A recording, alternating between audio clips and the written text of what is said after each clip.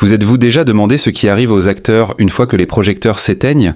Derrière le faste et le glamour du cinéma français se cache un monde de rêves brisés et de vies oubliées. Aujourd'hui, nous découvrons les histoires déchirantes d'acteurs adorés qui ont autrefois illuminé nos écrans, mais ont fini leur vie dans l'ombre. Rejoignez-nous pour rendre hommage à leur parcours. Claude Pieplu, né le 9 mai 1923 à Paris, est l'un des artistes à la voix les plus singulières du cinéma français, ayant marqué durablement les esprits grâce à son rôle de narrateur dans la série d'animation Les Shadocks en 1968, alors qu'il avait 45 ans. C'est cette voix rauque teintée d'un humour absurde et ironique qui a fait la renommée de Pieplu, le hissant au rang de véritable icône pour plusieurs générations de spectateurs. Pourtant, derrière ce succès, sa carrière artistique fut également jalonnée de déceptions. Souvent cantonné à des rôles secondaires, il eut rarement l'occasion d'explorer toute la profondeur de son jeu dans des rôles principaux. Bien qu'il ait collaboré avec de grands réalisateurs tels que Louise Buñuel ou Claude Chabrol, sa trajectoire fut freinée par les préjugés liés à sa voix étrange, trop souvent perçue comme une curiosité plus qu'un atout d'acteur complet. Claude Pieplu est décédé le 24 mai 2006 à Paris à l'âge de 83 ans, après une longue lutte contre la maladie. Sa vie témoigne de ce paradoxe cruel où la lumière du talent ne brille pas toujours là où elle le devrait. Marc Dudicourt, né le 6 mai 1932 à Amiens, en France, était un acteur talentueux mais d'une grande modestie, ayant marqué durablement les esprits grâce à son rôle de l'inspecteur Flambard dans la célèbre série télévisée Les Nouvelles Aventures de Vidocq, 1971, à l'âge de 39 ans. Par son allure incisive, son expressivité théâtrale et sa voix reconnaissable entre toutes, Dudicourt s'imposa rapidement comme un visage familier de la télévision française des années 1970 et 1980. Pourtant, derrière la reconnaissance se cachait une réalité plus amère. Souvent cantonné à des rôles secondaires, il eut rarement l'occasion de révéler toute la profondeur de son jeu, ce qui ralentit progressivement sa carrière dans une forme de silence. Malgré ses nombreuses contributions discrètes, il ne reçut que peu de distinctions majeures, une douleur qu'il avait lui-même résumée par ces mots, connus mais pas longtemps retenus. Marc Dudicourt est décédé le 1er mai 2021 à Paris, quelques jours avant son 89e anniversaire, après avoir lutté contre la maladie. Il s'est éteint dans la discrétion, mais son empreinte reste vive dans le cœur de ceux qui ont aimé l'authenticité de son art. Roger Carrel, de son vrai nom Roger Bancharel, est né le 14 août 1927 à Paris et demeure l'un des plus grands artistes du doublage en France, connu principalement pour avoir prêté sa voix à Astérix dans les films d'animation dès 1967, alors qu'il avait 40 ans. Il fut aussi la voix française incontournable de personnages légendaires comme C3PI dans La Guerre des Étoiles et Hercule Poirot dans les adaptations en version française. Malgré un succès immense dans le domaine du doublage, il a longtemps souffert d'un manque de reconnaissance en tant qu'acteur à l'écran, sa carrière devant la caméra n'ayant jamais atteint les sommets qu'il espérait.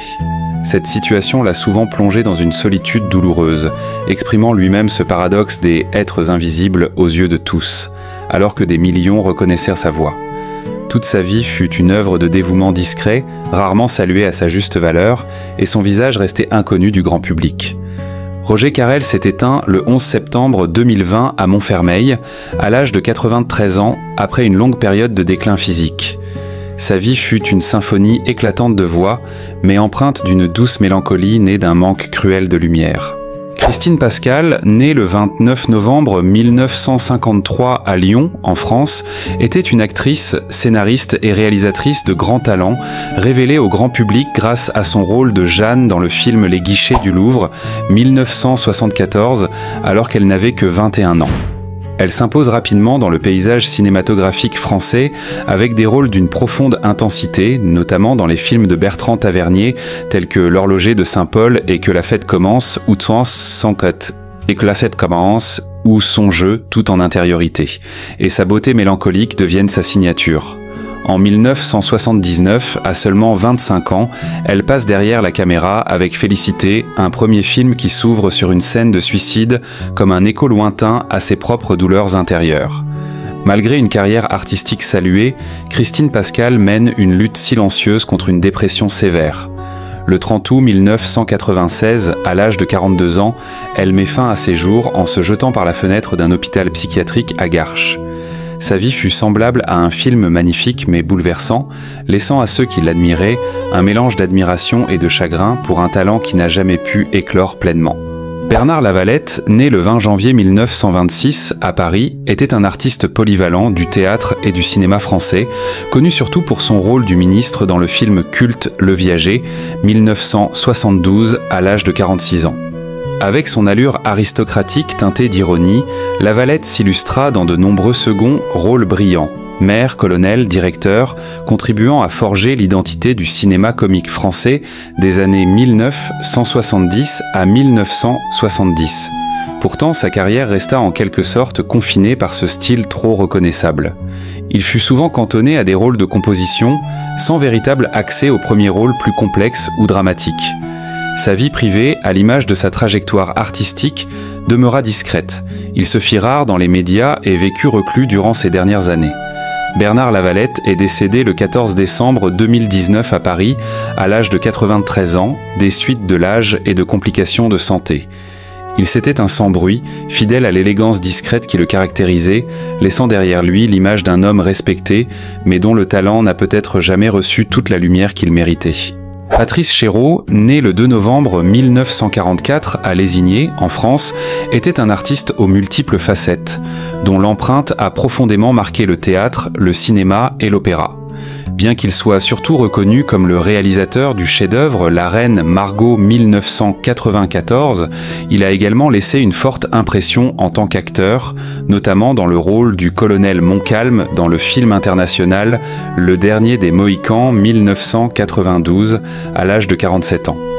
Par son jeu sobre, son regard perçant et chargé d'intériorité, Chéreau incarnait ses personnages sans jamais recourir à l'excès. Pourtant, derrière cette réussite apparente, se cachait une vie sous haute pression. Il traversa plusieurs périodes de crise psychologique, notamment après Intimité, 2001, un film audacieux et controversé, dont les répercussions le laissèrent épuisé et marginalisé dans le milieu artistique. Patrice Chéreau s'est éteint le 7 octobre 2013 à Cliché, des suites d'un cancer du poumon, à l'âge de 68 ans. Sa vie fut celle d'un artiste poussé par l'exigence de tout ressentir jusqu'au bout. Un parcours où la réussite s'accompagna toujours de blessures profondes et silencieuses. Jean-Marc Thibault, né le 24 août 1923 à Saint-Bril-Vineux, en France, était un artiste aux multiples talents, connu notamment comme la moitié du duo comique légendaire qu'il formait avec Roger Pierre, un tandem qui a enchanté la scène et la télévision française pendant plusieurs décennies. Il est surtout reconnu du grand public pour son rôle de mari de Maggie dans la célèbre série télévisée Maggie 1985, à l'heure âgée de 62 ans, où il incarnait avec justesse l'homme français typique, à la fois drôle et profondément humain.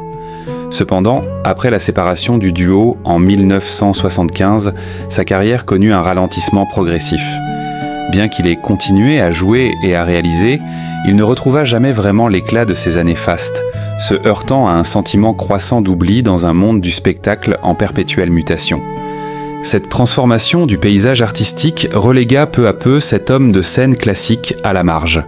Jean-Marc Thibault s'est éteint le 28 mai 2017 à Marseille, à l'âge de 93 ans, des suites de l'âge et de complications de santé.